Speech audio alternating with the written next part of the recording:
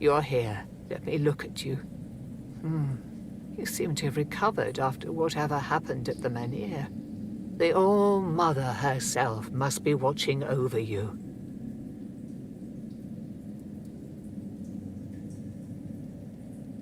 Whatever the All-Mother wanted you to see is between you and her. I can only accept and work with the outcome. Besides, I'm more concerned with the impact your little spectacle had on the sentiments in the village. You've given people hope. Only time will tell if that was misguided or what the consequences will be if it proves true.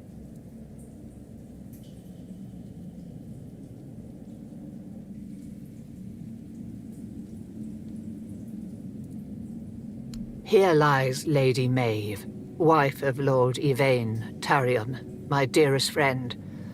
The one I couldn't help. You're wondering why I'm here, aren't you? I'm wondering the same. I thought I'd find solace or perhaps even grief, but all I feel is numbness.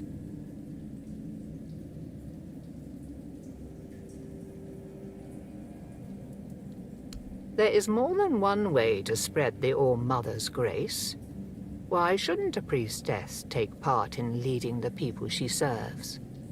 Lord Yvain is in a precarious situation. He needs all the support he can get, and supporting him in this endeavor only benefits the residents of Kunoth. Besides, my apprentice Ailey is very talented and can handle all the matters that require a more hands-on approach perfectly well.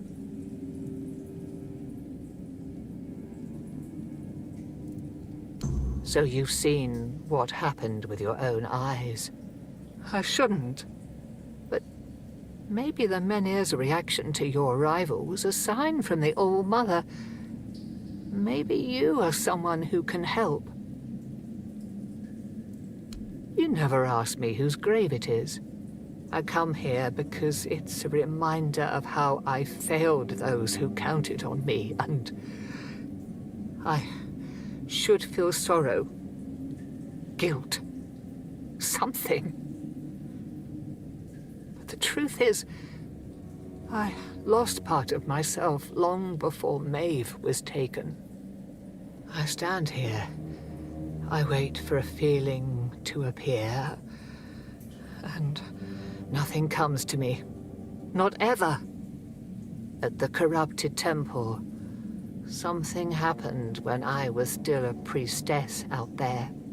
I feel like something was taken from me, ripped from my very soul. And I've been hearing her voice ever since. Lorelia.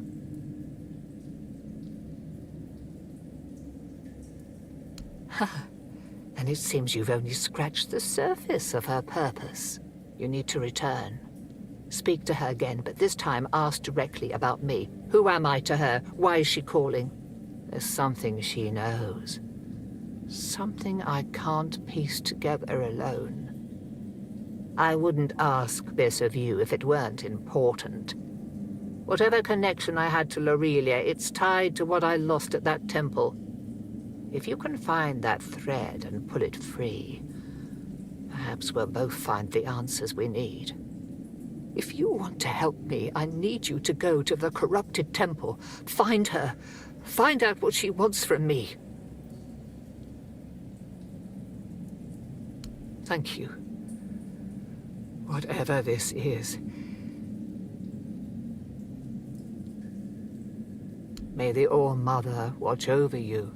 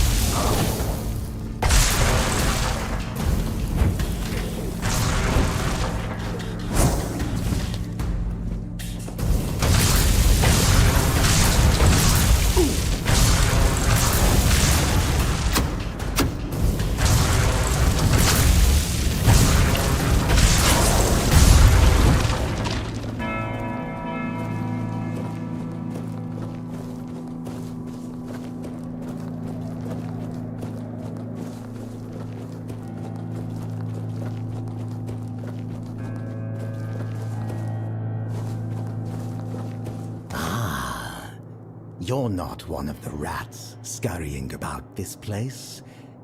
Truth be told, you don't seem to belong, but in the grand scheme of things, it's none of my...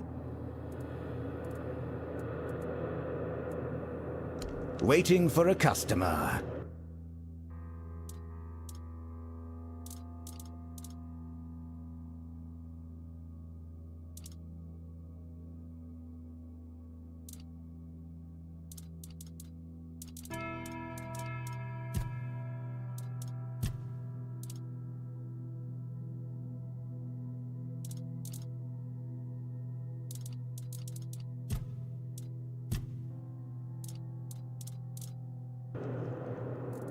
Off you go.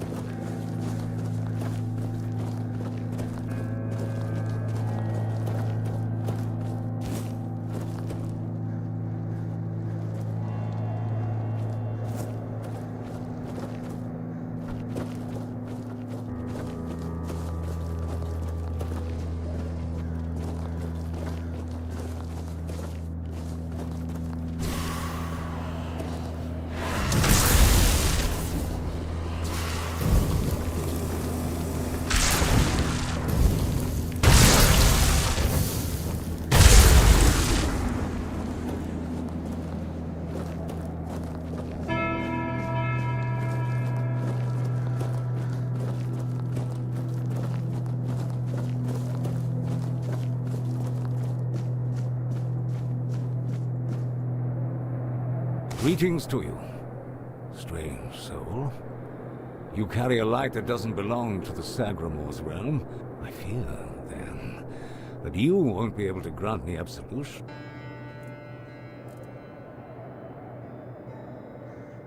Scroll. Indeed, I recall seeing Druidic sages arriving at the court long ago. I also witnessed powerful acts of magic. Surely the court custodian might know more. But you must forgive me. I cannot provide you with a more specific answer.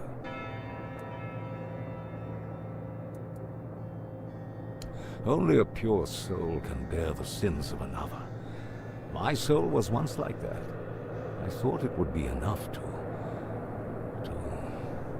I don't know what I thought. I've been here for so long.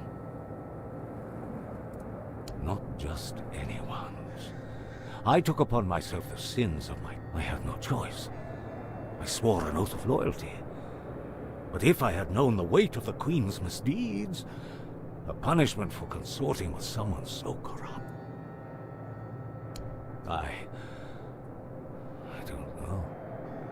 I sought meaning in the All-Mother, pondered the truths of the Red Priests. I searched for... Then I came here. For Sagramore, soon to be king, was about to ascend to the pantheon of demigods. And beside him stood the Queen, as radiant as dawn. I swore to serve them until the end of time. Yet she desired a true kingdom, regardless of... Next, there was the descent into the depths where we now find ourselves. How twisted and corrupted must one's soul be to desire something so dreadful? To rule... I was stupid.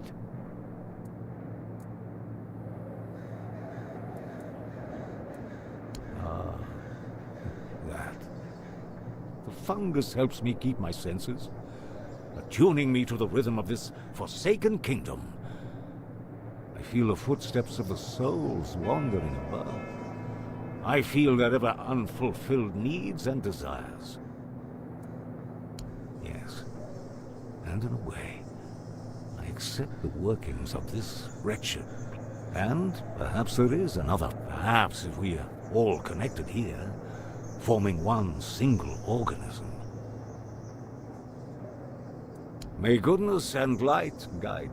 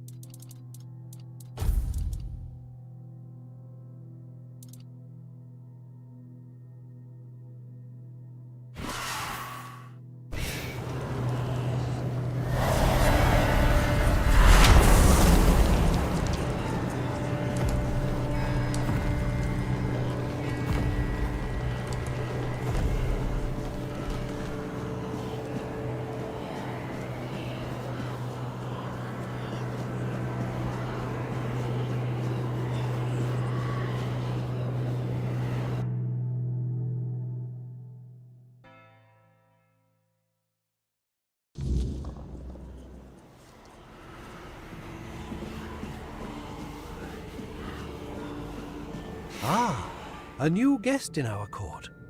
Welcome, stranger, to the humble halls of King Sagramor's castle. Are you here to seek an audience with the king and queen?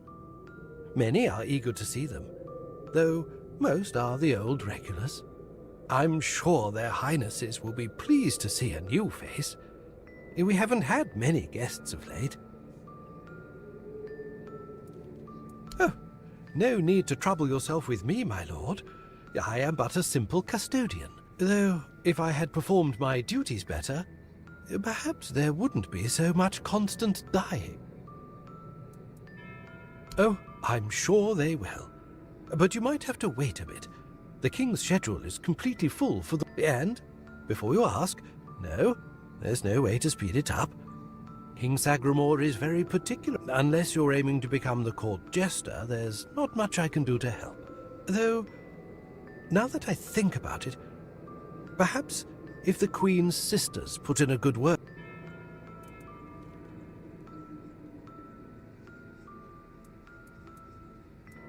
I'm glad you asked, my lord. All you need to do is kill me, and the keys to the sisters' chambers will reveal themselves to you. Yes, exactly. It's no big deal. That's just how it is for me. Ever since Sagramor's kingdom was established, and with magic, when a spell says, guard at the cost of one's own life, well, it tends to take that. If I died forever, I wouldn't be able to guard the keys anymore, right? So I come back to life every time someone needs it. That's just how things work around.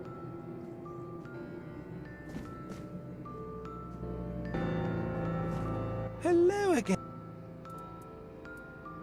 Have a splendid time at King Sagramor's court.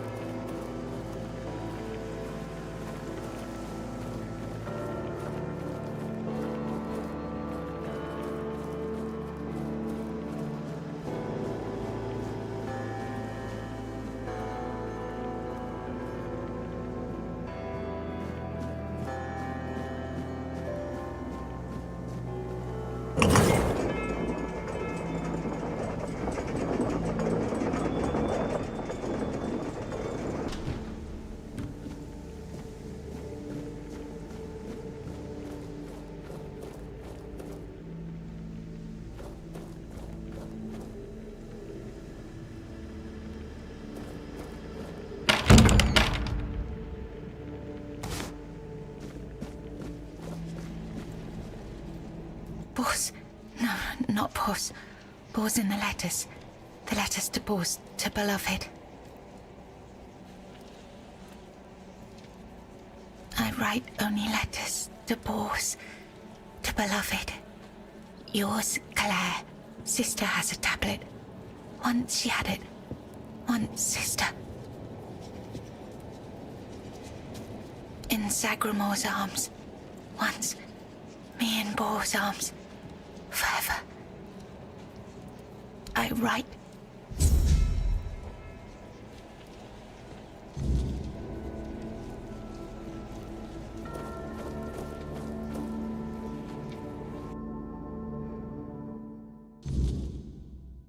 Once upon a time, there lived a young maiden named Claire. She had 2 sisters, and together they resided in a resplendent castle within a land untouched by the cruelty of time. In this unchanging realm, there was neither the sorrow of endings nor the joy of beginnings. No sunrises, no sunsets, and no seasons to mark the days. Such was the design of the eldest sister, whose insatiable hunger for control bound the kingdom in eternal stillness. She hoarded love and devotion as a dragon hoards treasure. Yet for all her power, her heart remained empty, cursed to feel nothing for eternity. Claire, the youngest and gentlest of the sisters, moved quietly through the cold, unchanging halls. Her beauty was, too, untouched by age or hardship. Yet unlike her sisters, Claire possessed a secret. A flicker of defiance against the curse that gripped their land. Her heart remained free, protected by a force beyond even her eldest sister's reach. True love. This love bound her to a noble young man named Bors, whose memory was her light in the kingdom's shadow. Though torn apart by dark magic, Claire refused to surrender to despair. She knew that giving up hope would mean losing herself entirely, succumbing to the same cold emptiness that claimed her sisters. So she endured, her heart steadfast in its belief that love could shatter even the darkest of spells, and that one day, somehow, she and Bors would reunite. It was the height of summer when young Bors first laid eyes on the maiden of his heart, working in the fields, his skin bronzed by the sun. He paused as the sound of hooves drew near. A lone maiden approached, her hair shimmering like spun gold, her cheeks rosy and her waist snugly drawn into a spring green corset. While the other peasants bowed their heads, Bors stared unabashedly. Sensing his gaze, the maiden turned sharply, startling her steed. The horse reared and she tumbled from the saddle, straight into Bors's waiting arms. Their eyes met, and in that instant, the maiden felt herself lost. A warmth bloomed upon her cheeks, but a deep foreboding stirred in her stomach, for she knew there would never be another man who could claim her heart so completely. From that day forward, she rode past the fields daily, offering Bors water and sharing quiet moments beneath the shade of a willow tree. Days stretched into nights, and the two surrendered to love. But one day, as the maiden passed the field, her beloved Bors was nowhere to be found. She waited beneath the willow until darkness fell and reluctantly returned to the castle. The next day, and the one after that, she returned. But Bors never did. Summer turned to autumn, and the maiden ceased her rides. She withdrew into the shadowed stillness of her tower, her heart heavy with unending sorrow. Unbeknownst to her, Bors's bones lay bleached and brittle beneath the sun, hidden in the very field where their love had bloomed. For in Sagramor's kingdom, no crime was graver nor punishment swifter than love.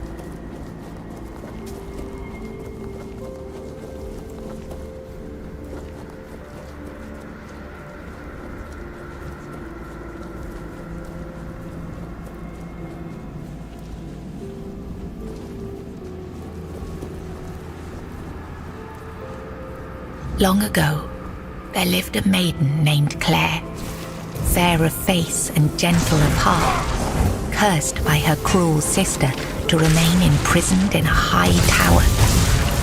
Forbidden to step beyond its walls or look out of the window, she spent her days weaving a tapestry of the outside world, a world she could glimpse only through the reflection in an enchanted mirror.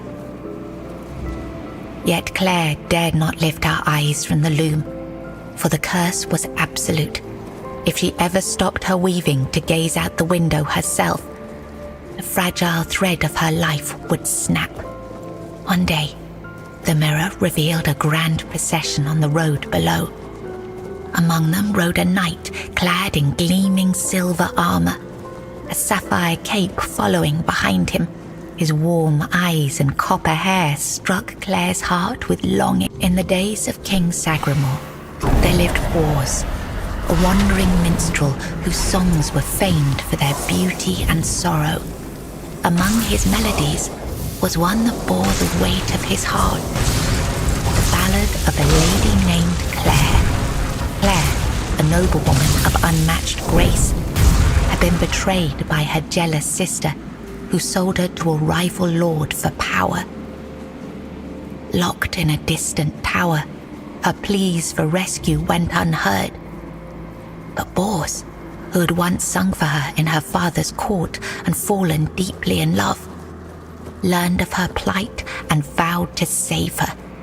He journeyed to the castle where she was held and sang beneath its mist-shrouded walls each night, hoping she might hear him. At last, a faint voice joined his song.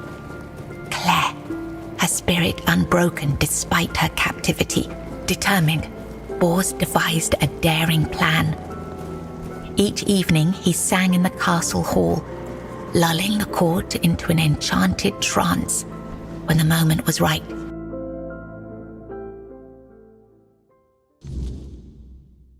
he slipped away to free Claire. Together they fled through shadowed halls, hearts pounding with hope. But as they reached the forest edge, disaster struck. The alarm was raised, and the guards gave chase. Armed only with his lute, Bors faced the guards to protect Claire. In the struggle, he was struck down, his body falling beside his broken lute.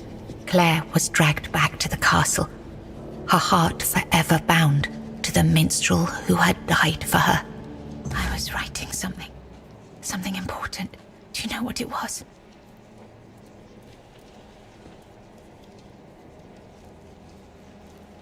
Yes, Bors, my former lover. I have fond memories of him.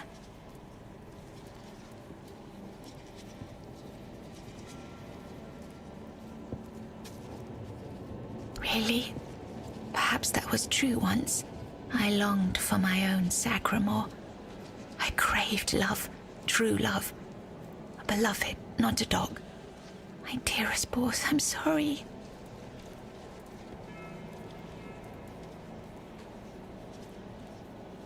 My sister. I have two sisters, one older and another the eldest. She's the caregiver. She nurtures, she helps, she tries. She wanted Sagramore. She wanted the crown. She has everything except love.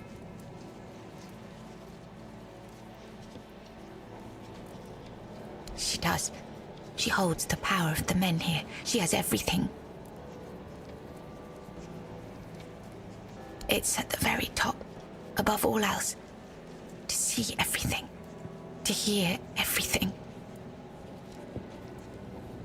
She has no desire for love. She wants to rule. Love is not Here, you've read these notes. On the stacks of paper. My handwriting. I must have written them, yes.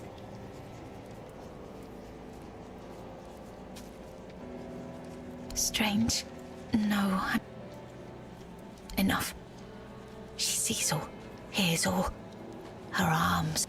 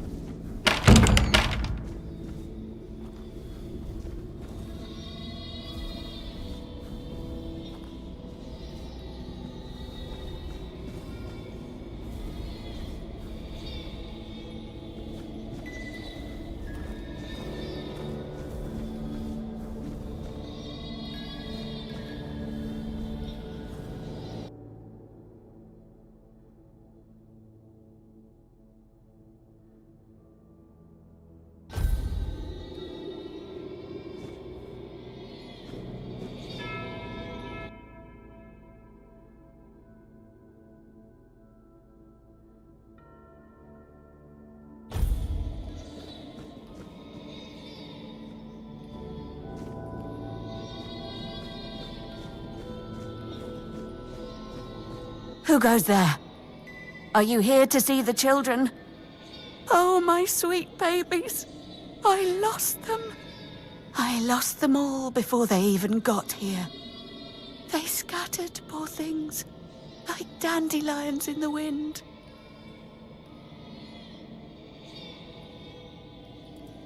The Queen. She wants nothing to do with me. I failed her so terribly. I've fallen so far from her good graces. But I will make it right. You'll see. I just need the children here, safe and sound. Maybe when she sees them, even as they are, she will love them just as much as I do. My little flowers, they're all gone. Met their grim fates within these castle walls.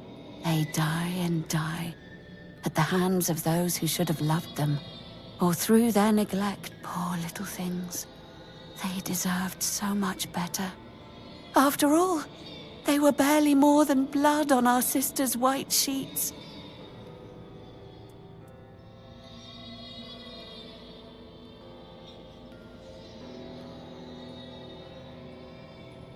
Really?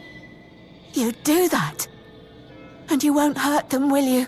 Please, I cannot bear to hear their cries. I need them close, so I can watch over them as I was meant to.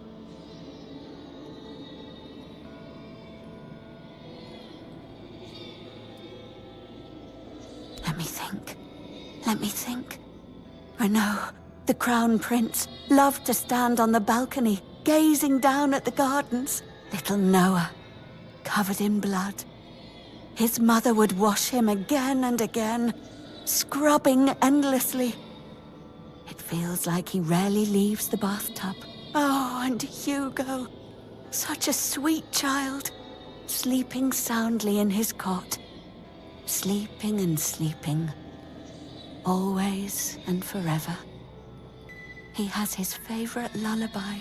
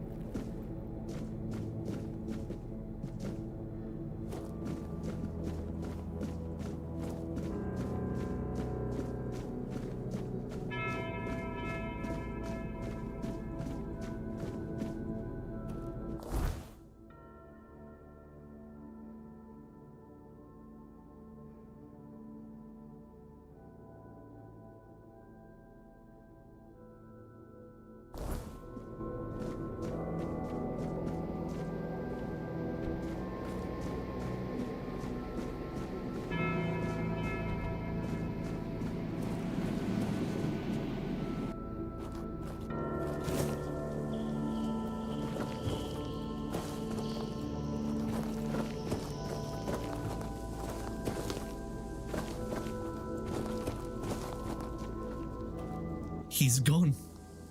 Young Prince Renaud. Oh, by the gods, lost for good. The midwife will wring my neck with her bare hands. I can't. And the Queen, she'll do worse. Much worse. Oh, yes, of course. Straight into the void. He stood there for a long while, just staring into the well, and then he was gone. He just stepped in like it was the most natural thing in the world. Oh, surely you don't mean to. Oh, may the gods watch over. Or, no, wait. Better they don't look upon someone heading into a place like that. They might feel disgusted. But I wish you luck. Remember, everything you do is being judged.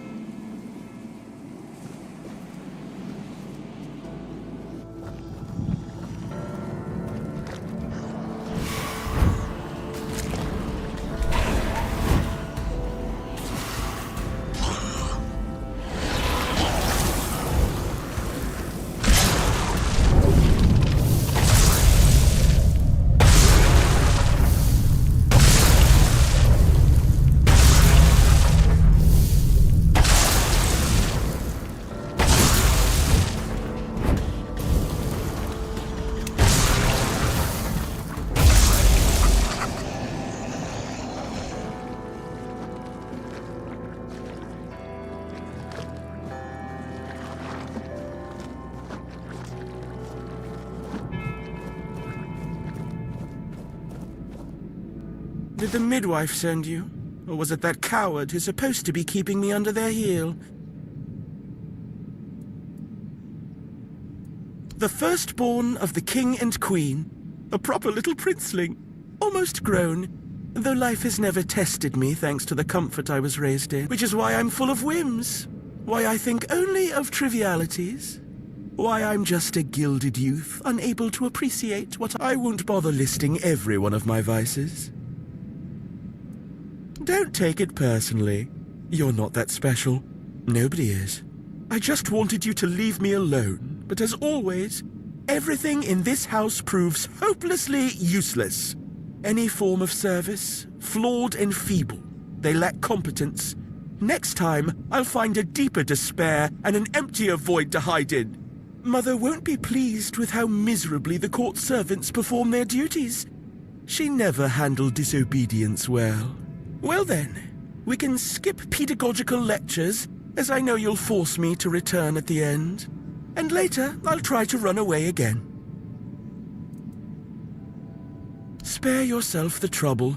You don't have to drag me by the hand, I know the way back. The Queen's little lapdog. Phew.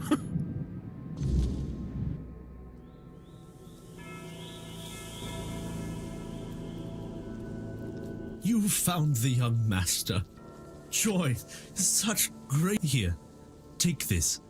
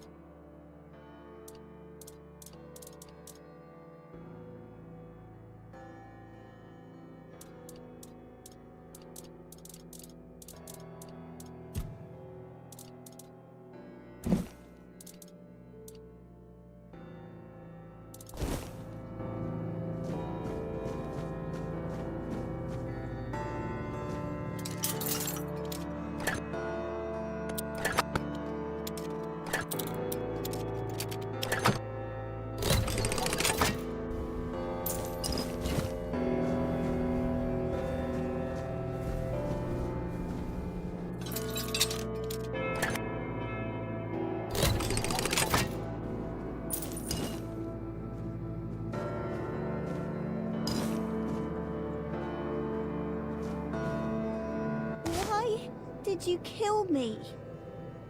I didn't want to. I didn't want to be like that. Mum, she used to call me Little Fish sometimes, when she was in a good mood. But when she wasn't, she'd call me Bastard, Misfortune, or Mistake. Once, during a bath, I cried that the water was too hot.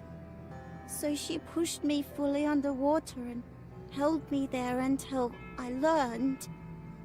After that, the water was always cold.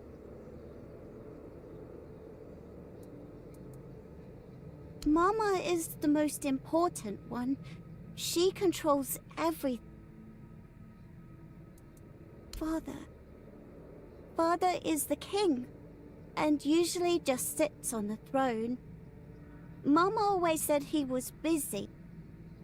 Then I was here, sitting in the water, and I never cried again.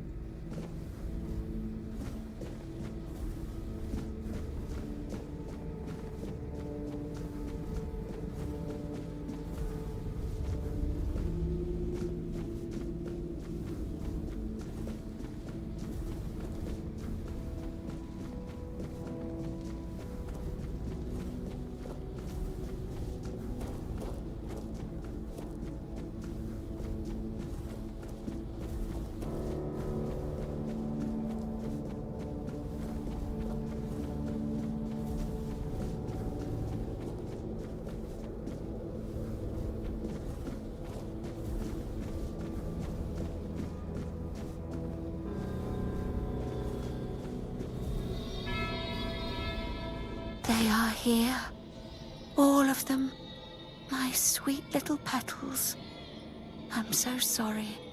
I should have tried so hard to bring you into this world. But maybe now we can set you free. You will help us, won't you, stranger? My sister's reign must end. It's brought us horror upon horror, all because of her fear and obsession. She thought she could forge fate with power, but she was wrong. Fate is inevitable, and the one she claimed was never hers to begin with. Yet we are the ones who suffer the most.